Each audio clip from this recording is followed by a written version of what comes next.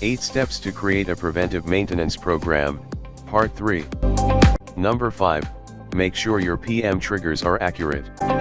Because all effective PMS are built on accurate triggers, this is a crucial step in building a preventive maintenance plan.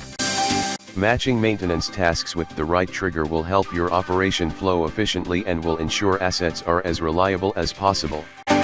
When defining a preventive maintenance trigger for an asset, it's important to look at a few variables.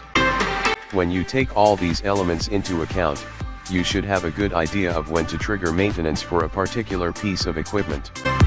This number should be fine-tuned moving forward to optimize your preventive maintenance. Number 6. Train and implement.